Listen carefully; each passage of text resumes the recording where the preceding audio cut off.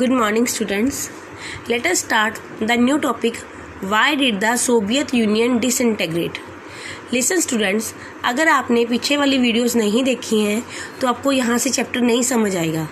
आपको इससे पहले जानना होगा कि सोवियत यूनियन क्या है, यूएसएसआर की फुल फॉर्म क्या होती है, यूएसए क्या है, कोल्ड वार क्या है और सोवियत यूनियन की इकोनॉमी कैसी थी. अगर आप ये सारे क्वेश्चंस के आंसर जानते हो फिर ही आपको ये वीडियो आगे समझ आएगा.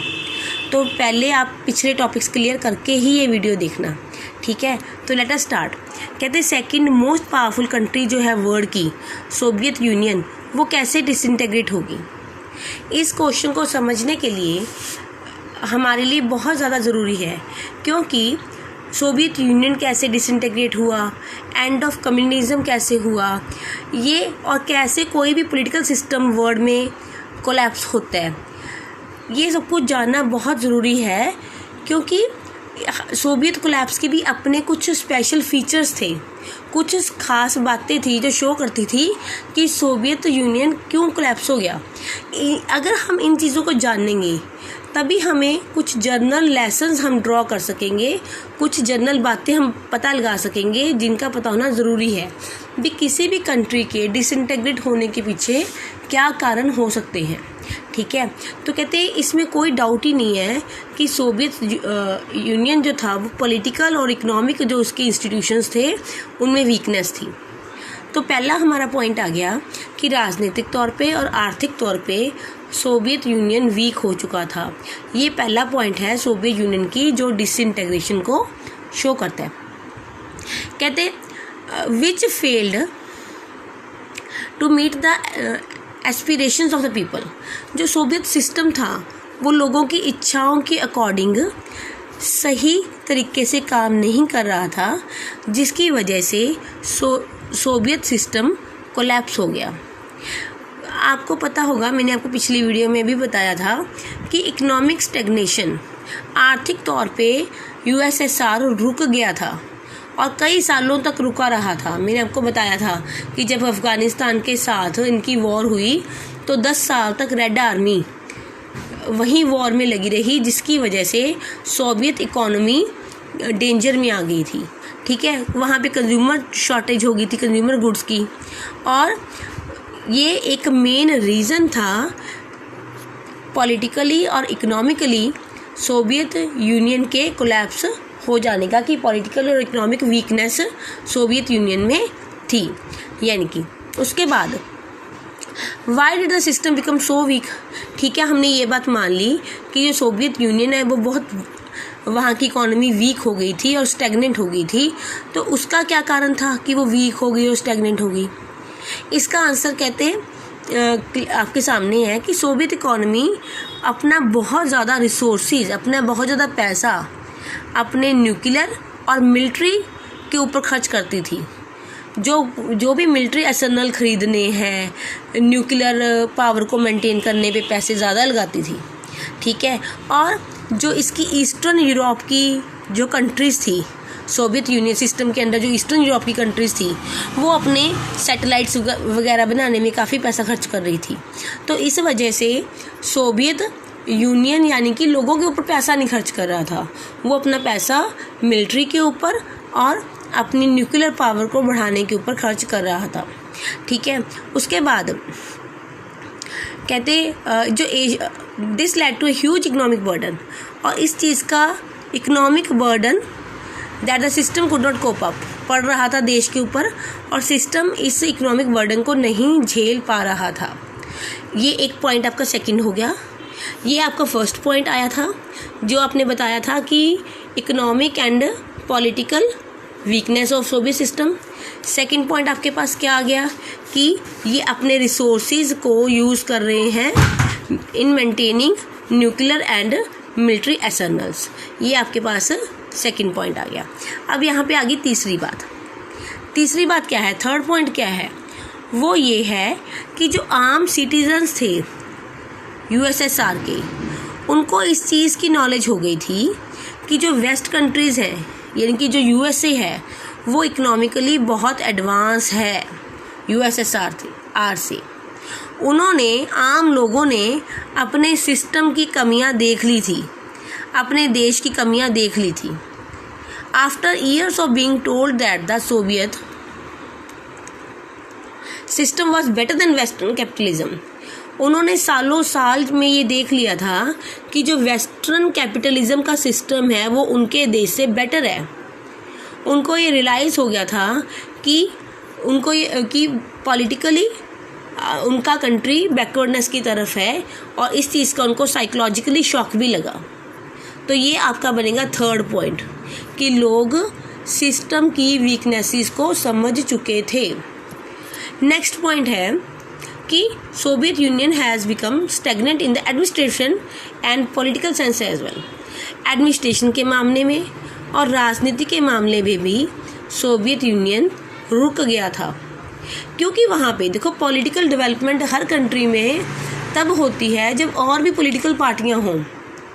अगर एक पॉलिटिकल पार्टी पावर में है तो दूसरी पॉलिटिकल पार्टी उसका क्रिटिसिज्म कर सके, अगर तो ये सिस्टम होना ज़रूरी होता है डेवलपमेंट के लिए। पर सोवियत यूनियन में ऐसा कुछ नहीं था। वहाँ पे एक कम्युनिस्ट पार्टी थी। ये फोर्थ पॉइंट आ जाएगा बच्चे आपका भी, एक ही पॉलिटिकल पार्टी, यानी कि आपके पॉइंट का नाम होगा कि political stagnation of Soviet union in terms of politics. ठीक है, तो वो कम्युनिस्ट पार्टी पिछले 70 साल से रूल कर रही थी, ना ही वो लोगों के प्रति अकाउंटेबल थी। यानी कि कम्युनिस्ट पार्टी ने लोगों को कुछ जवाब नहीं देना, कोई अकाउंटेबल नहीं है वो लोगों के प्रति। वो कोई मर्जी डिसीजन ले, लोगों को मानना ही होगा। जो आम लोग थे were alienated by the slow and वो इस एडमिनिस्ट्रेशन को पसंद नहीं कर रहे थे। करप्शन भी थी सोवियत यूनियन में, और इस वजह से, और अगर कोई मिस्टेक होती थी तो कोई उस मिस्टेक को करेक्ट नहीं करता था एडमिनिस्ट्रेशन में। ठीक है, और government and the unwillingness to allow more openness in government लोगों को कोई ओपननेस नहीं देना चाहती। ठीक है, and the centralisation of authority in the vast land. देखो पूरा इतना ज़्यादा बड़ा कंट्री है यूएसएसआर, उसको एक ही सेंट्रल अथॉरिटी रूल कर रही है इतनी बड़ी लैंड को। अब हमारे इंडिया में लगा लो, अगर ओनली एक ही गवर्नमेंट हो दिल्ली में, क्या उसे तमिलनाडु के विलेजेस में क्या हो रहा है इतनी बारीकी से पता होगा? तो आंसर है नो। यानी कि कोई लोकल गवर्नमेंट, कोई स्टेट गवर्नमेंट, तो इतनी वास्ट लैंड को की सेंट्रलाइजेशन थी पावर की। ठीक है, और ऊपर से पार्टी ब्यूरोक्रेट्स गेंड मोर प्रिविलेजेस। जो कम्युनिस्ट पार्टी के ब्यूरोक्रेट्स हैं उनको ज़्यादा फ़ायदे मिले हुए थे, ज़्यादा पावर्स मिली हुई थी आम ऑर्डिनरी सिटीजन के कंपैरिजन में। People did not identify with the system and with the rulers, and the government increasingly lost popular backing. लोग गवर्नमेंट को बिल्कुल पसंद नहीं कर रहे थे। ये आपका नेक्स्ट फोर्थ पॉइंट है। तो अब मैंने आपको अभी तक 4 पॉइंट्स बता दिए हैं। कौन कौन से? पहले तो मैंने आपको इस पैराग्राफ में बताया था कि पॉलिटिकल और इकोनॉमिक वीकनेस है, कि पॉलिटिकली और इकोनॉमिकली इंटरनल वीकनेस है। सेकंड पैराग्राफ में मैंने आपको ये वहाँ पे बताया था कि सोवियत यूनियन अपने रिसोर्सेज का ज़्यादा इस्तेमाल न्यूक्लियर और मिलिट्री आर्सेनल्स पे खर्च कर रही है। फिर मैंने आपको नेक्स्ट बताया था यहाँ पे थर्ड पॉइंट कि जो आम ऑर्डिनरी सिटीज़न हैं, जो आम सिटीजन्स हैं, उनको नॉलेज हो गई है वेस्ट की, और उनको समझ आ गई है कि उनकी कंट्री में अच्छी टेक्निक्स नहीं हैं। फिर नेक्स्ट मैंने आपको बताया था ये वाला पॉइंट कि 70 ईयर्स से एक ही पार्टी, कम्युनिस्ट पार्टी वहाँ पे रूल कर रही है, और ऊपर से वो लोगों के प्रति अकाउंटेबल भी नहीं है, उसमें करप्शन भी बहुत है, एंड पार्टी के जो मेंबर्स हैं उनको ज़्यादा प्रिविलेजेस मिलते हैं ऑर्डिनरी सिटीजन से। इन सब बातों को लेके लोग परेशान हैं। तो ये मैंने यहाँ तक आपको 4 पॉइंट्स इसके बता दिए। Let's move further. ये स्टूडेंट्स, नेक्स्ट है Gorbachev's reforms promised to deal with these problems. अब मैंने आपको बताया था कि वहाँ के जनरल सेक्रेटरी थे गॉर्बेचेव्स, कहते उन्होंने इन प्रॉब्लम्स को डायग्नोस कर लिया और उन्होंने प्रॉमिस किया कि वो रिफॉर्म्स करेंगे। रिफॉर्म्स मतलब सुधार, और अपनी इकॉनमी को वेस्ट की इकॉनमी के साथ मिलाएंगे। एडमिनिस्ट्रेशन में जो कमियां हैं उनको ठीक करेंगे, एडमिनिस्ट्रेशन को लूजन करेंगे। ठीक है, तो आपको ये हैरानी होगी कि जब सोवियत यूनियन फिर क्यों कोलैप्स हो गया, जबकि गॉर्बेचेव ने बिल्कुल एक्यूरेट डायग्नोस कर लिया था प्रॉब्लम को। डायग्नोस मतलब उस प्रॉब्लम को समझ लिया था कि उनके कंट्री में कहाँ पे क्या प्रॉब्लम है। फिर भी और अटेम्प्ट भी किए थे, कोशिश भी की थी, रिफॉर्म्स किए भी थे, फिर भी क्यों यूएसएसआर डिसइंटेग्रेट हो गया। कहते here is where the answer becomes more controversial. कहते इसका आंसर थोड़ा और भी ज़्यादा कंट्रोवर्शियल है, मतलब वाद विवाद से भरा हुआ है।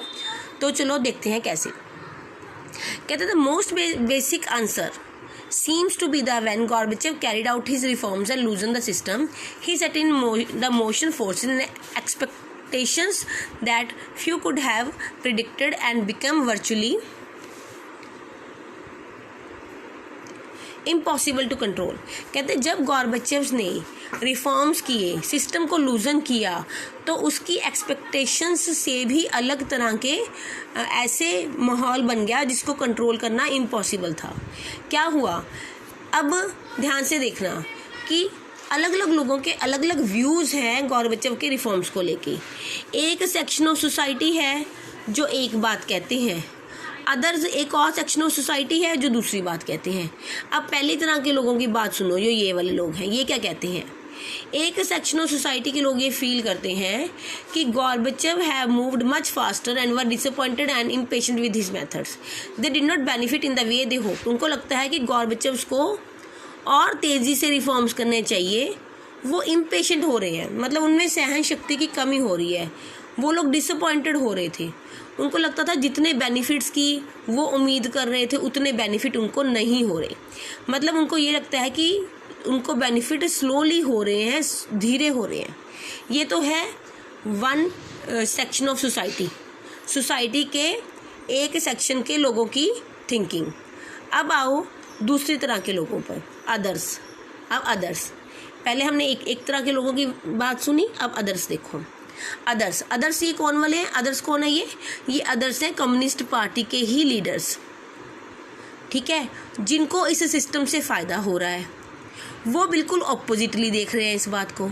ये लोग तो क्या कह रहे हैं, ये तो कह रहे हैं कि बहुत स्लो कर रहे हो रिफॉर्म्स, तेज़ी से करो, हमें फ़ायदा हो। पर जो कम्युनिस्ट पार्टी के लोग हैं जिनको पुराने सिस्टम से फ़ायदा हो रहा है, वो क्या कह रहे हैं कि गॉर्बेचेव वाज मूविंग टू क्विकली, कि गॉर्बेचेव बहुत तेज़ी से चल रहा है, उसे स्लो धीरे रिफॉर्म्स करने चाहिए। इट मीन्स ये एक तरह की टग ऑफ वार हो गई और गॉर्बेचेव को ने हर तरफ से सपोर्ट खो दिया। ये इन लोगों को भी शिकायत है गॉर्बेचेव से, इन लोगों को भी शिकायत है गॉर्बेचेव से, ठीक है। और इवन जो लोग उनके साथ थे वो भी डिसइल्यूजन्ड हो गए, उनको भी नहीं समझ आ रहा क्या हो रहा है। तो इस तरह से ये सारी सिचुएशंस ऐसे चेंज हुई। कहते all this might not have led to the collapse of Soviet Union but for another development that surprised most observers and indeed many insiders। कहते ये सिर्फ इतनी ही बातें नहीं थी सोवियत यूनियन के कोलैप्स होने की, और भी कई बड़ी मेन बातें थी जिसकी वजह से सोवियत यूनियन कोलैप्स हुआ। उनमें से एक मेन है द राइज ऑफ नेशनलिज्म। ये बड़ा इंपॉर्टेंट पॉइंट है, the rise of nationalism. Nationalism क्या होता है? नेशनलिज्म होता है देशभक्ति की भावना का उदय होना। जैसे हम कहते हैं नहीं कि हमने अपने देश को आज़ाद कराना है, इस तरह की बातें। तो सॉवरेनिटी क्या होता है कि कंट्री के ऊपर खुद का कंट्रोल हो। जैसे इंडिया था, इंडिया के ऊपर ब्रिटिशर्स कंट्रोल करते थे, तो हम भी अपनी सॉवरेनिटी के लिए हमने भी पूरी लड़ाई लड़ी कि सॉवरेनिटी का मतलब होता है कि अपने डिसीजन कंट्री खुद ले, बाहर की किसी एक्सटर्नल पावर का उस पर कोई जोर ना हो। तो कहते इस तरह की फीलिंग राइज ऑफ नेशनलिज्म और सॉवरेनिटी के लिए इस तरह की जो डेवलपमेंट्स थी वो रशिया में, ध्यान से सुनना, और Baltic republics Estonia, Latvia and Lithuania, Ukraine, Georgia, इन सब हिस्सों में इस तरह की राइज ऑफ नेशनलिज्म हुआ। ये सारे आपको देखने के लिए जो मैंने पिछली वीडियो भेजी थी उसमें मैंने मैप भेजा था, उस मैप में आप देखोगे आपको Estonia, Latvia, Ukraine, Georgia, Russia सारे आपको मैप में प्रॉपर लोकेशन मिल जाएगी, ठीक है। तो अगर मैं यहाँ पे अब दोबारा से मैप में नहीं जाती, फिर काफ़ी ज़्यादा वीडियो लंबी हो जाता है, ठीक है, आप उस वीडियो पे जाओ, वहाँ पे मैप में देखो, ये सारे रिपब्लिक्स आपको दिख जाएंगे। इन सारे रिपब्लिक्स ने क्या कहा, राइज ऑफ नेशनलिज्म हुआ इन सभी जगह पे। एंड ये and others prove to be the final and most immediate cause for the, ये मेन इमीडिएट कॉज था। देखो कॉजेज वो भी थे सोवियत यूनियन के डिसइंटीग्रेट होने की, कि सोवियत यूनियन की इकोनॉमी अच्छी नहीं है, सोवियत यूनियन मिलिट्री पे ज़्यादा खर्चा कर रहा है, सोवियत यूनियन के लोगों को लग रहा है कि वेस्ट की टेक्नोलॉजी अच्छी है, वो सारे कॉजेज थे। पर एकदम से इमीडिएट कॉजेज क्या था, ये था इमीडिएट कॉजेज कि इन सारे रिपब्लिक्स ने अपने आप को यूएसएसआर से अलग कर लिया। ठीक है, तो ये मेन इमीडिएट कॉज है। अगर आपसे पूछा जाए कि विच इज़ द इमीडिएट, जो मेन इमीडिएट कॉज आपको बताना है वो आपको यही बताना है कि इन रिपब्लिक्स ने अपने आप को यूएसएसआर से अलग कर लिया था, डिसइंटीग्रेट कर लिया था। उसके बाद क्या है, उसके बाद बस बच्चे जस्ट एक इतनी सी बात है कि कोई भी कंट्री हो, अगर उसमें अपने साइज और डाइवर्सिटी के कारण ऐसी प्रॉब्लम्स को फेस करती है, कोई भी कंट्री हो, कंट्री का सिस्टम अगर लोगों के एस्पिरेशंस की तरफ ध्यान नहीं देता तो सिस्टम के कोलैप्स होने की बहुत ज़्यादा चांसेस रहते हैं। और यही यूएसएसआर के साथ हुआ। लोगों की अलग अलग एस्पिरेशंस थी और जब लिबरलाइजेशन शुरू की गई तो सभी ने अपनी अपनी एस्पिरेशंस को सामने रखा। और एक कोल्ड वॉर में एक चीज़ और हुई कि जो सेंट्रल एशियन रिपब्लिक्स थे, मैंने आपको बताया था ना, तुर्कमेनिस्तान, कजाकिस्तान, ये सारे रिपब्लिक्स जो थे इनकी और ईस्ट यूरोपियन कंट्रीज़ की भी आपस में प्रॉब्लम थी कि ईस्ट यूरोपियन कंट्रीज़ को लगता था कि वो तो पैसा टैक्स देते हैं और फ़ायदा सारा सेंट्रल एशियन रिपब्लिक्स को हो जाता है। ये भी एक बहुत बड़ी प्रॉब्लम थी कि सेंट्रल एशियन रिपब्लिक्स को सारे फ़ायदे हो जाते हैं और ईस्ट यूरोपियन कंट्रीज़ को लगता था कि वो इतना ज़्यादा हाई टैक्स देते हैं और उनका पैसा बैकवर्ड एरियाज़ पे लग जाता है। इसीलिए भी उन रिपब्लिक्स ने अपने आप को यूएसएसआर से अलग कर लिया। नेक्स्ट क्वेश्चन है हमारा आगे, कॉन्सिक्वेंसेस ऑफ डिसइंटीग्रेशन, कि इस डिसइंटीग्रेशन के बाद क्या चेंजेस आए, क्या हुआ, इसका रिजल्ट क्या था। उसके लिए आप सबसे पहले देखो, सबसे फर्स्ट इसका क्या था कि कोल्ड वार कन्फ्रंट्रेशंस कम हो गई थी। जो कोल्ड वार चल रही थी, देखो कोल्ड वार किस में चल रही थी, यूएस में और यूएसएसआर में। वो जो इतना बड़ा टकराव था, मेन टकराव आइडियोलॉजी का था, आइडियोलॉजिकल डिस्प्यूट था कि यूएस कह रहा था कि मेरी आइडियोलॉजी कैपिटलिज्म की, डेमोक्रेसी की बेस्ट है, और यूएसएसआर कह रहा था कि मेरी आइडियोलॉजी है जो कम्युनिज्म की, सोशलिज्म की, वो बेस्ट है। वो टकराव, वो इशू अब रहा नहीं, ख़त्म हो गया, क्योंकि यूएसएसआर ने यूएस की आइडियोलॉजी को मान लिया। और उसके साथ ही जो डिस्प्यूट चल रहा था मिलिट्री को लेके दोनों ब्लॉक्स के बीच में, जो आर्म रेस चल रही थी, जो न्यूक्लियर वेपन्स को इकट्ठा एक्युमुलेट करने की बात चल रही थी दोनों में, वो जो आर्म रेस थी वो भी ख़त्म हो गई। और ये चांसेस हो गए कि मे बी अब पीस पॉसिबल, न्यू पीस, अब शांति की स्थापना के चांसेस हो गए। ये तो हुआ आपके पास फर्स्ट। स्टूडेंट सेकंड क्या है कि पावर रिलेशंस चेंज हो गए, वर्ल्ड पॉलिटिक्स पूरी तरह से चेंज हो गया। फर्स्ट पॉइंट आपके सामने क्लियर है कि कोल्ड वार ख़त्म हो गई। सेकंड पॉइंट में क्या है कि वर्ल्ड पॉलिटिक्स में सारे रिलेशंस पॉलिटिक्स के चेंज हो गए, यानी कि अब कोल्ड वार के ख़त्म होने पे दो तरह की पॉसिबिलिटीज़ बची। पहले तो देखो वर्ल्ड हमारा बायपोलर था, 2 सुपर पावर्स थी। अब क्या पॉसिबिलिटी बची, एक तो कि यूनिपोलर सिस्टम मतलब कि ओनली यूएस, यानी कि अब नेक्स्ट चैप्टर में हम इसके बारे में डिटेल में पढ़ेंगे। यूएस हेजमनी में 10 से 15 ईयर तक हमारा वर्ल्ड यूनिपोलर सिस्टम में रहा था, जिसमें एक सिंगल पावर डोमिनेट करती है, क्योंकि यूएसएसआर तो पावर ख़त्म हो चुकी, अब एक सिंगल पावर डोमिनेट करती है। या तो एक ये सिस्टम बचता है यूनिपोलर का, या दूसरा सिस्टम क्या बचता है, वो बचता है मल्टीपोलर का। ठीक है, that is multipolar world. Multipolar system में क्या होता है, जिसमें कोई एक पावर डोमिनेट नहीं करती, जिसमें कई सारी मेजर सेंटर्स ऑफ पावर होते हैं। ठीक है, तो अब आजकल हमारा वर्ल्ड जो है मल्टीपोलर है। पर जब यूएस की डिसइंटीग्रेशन हुई थी 1991 में, तब उसके बाद 10 से 15 ईयर्स तक हमारा जो वर्ल्ड है वो यूनिपोलर रहा था। वो हम नेक्स्ट चैप्टर्स में इस चीज़ को करेंगे। उसके बाद कहते अब जब यूएसएसआर डिसइंटीग्रेट हो गया तो सोलो सुपर पावर था यूएस, और यूएस की जो आइडियोलॉजी थी कैपिटलिस्ट इकोनॉमी की वो डोमिनेट करती थी, मतलब कि वो मेन सक्सेसफुल थी, मतलब कि कैपिटलिज्म जीतता था, डेमोक्रेसी जीतती थी, यूएस की आइडियोलॉजी भी जीतती थी, ठीक है।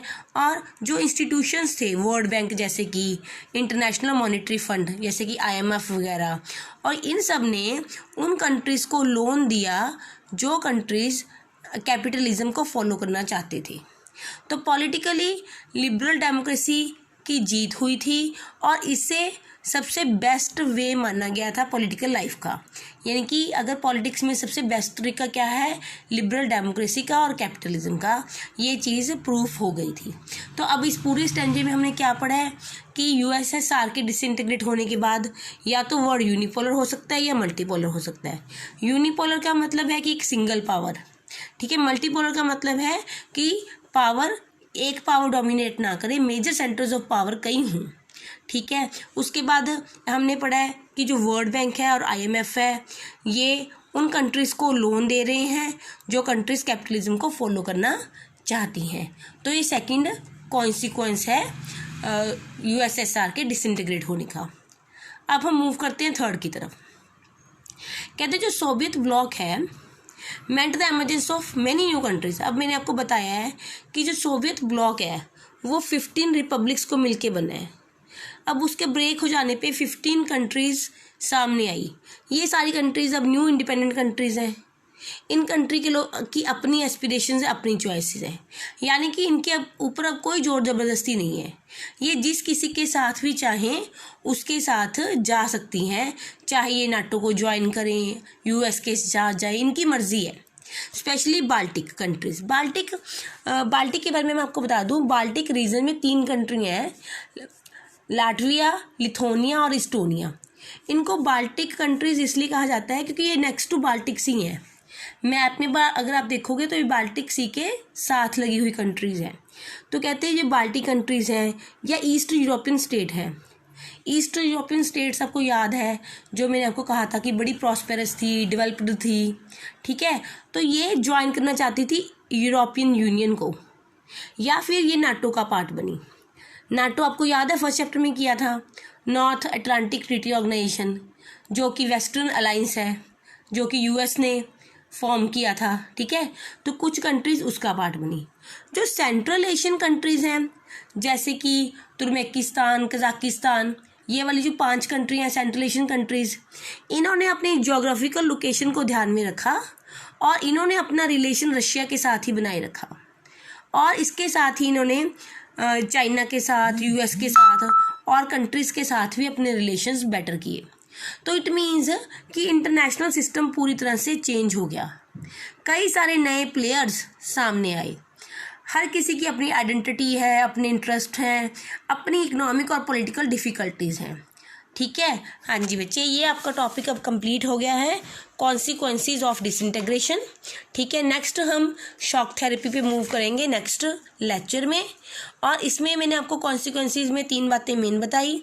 एक तो कोल्ड वॉर का ख़त्म होना, नेक्स्ट वर्ल्ड का यूनिपोलर सिस्टम में चले जाना, और उसके बाद मैंने आपको बताया कि जो इंडिपेंडेंट नेशंस हैं, ये जो रिपब्लिक्स इंडिपेंडेंट हुए हैं, इन्होंने अपनी अपनी पॉलिटिक्स को खुद चूज़ किया कि इनको नाटो के साथ जाना है या रशिया के साथ रहना है। ये इनकी अपनी चॉइसेस थी जो इन्होंने फॉलो की। हाँ जी, आई होप कि आपको चैप्टर समझ आया होगा। ना समझ आया हो तो यू कैन कॉल मी और मैसेज मी, और काइंडली वीडियो को लाइन वाइज देखा करो ताकि चैप्टर आपको प्रॉपरली समझ आए, ठीक है। Thank you and have a nice day.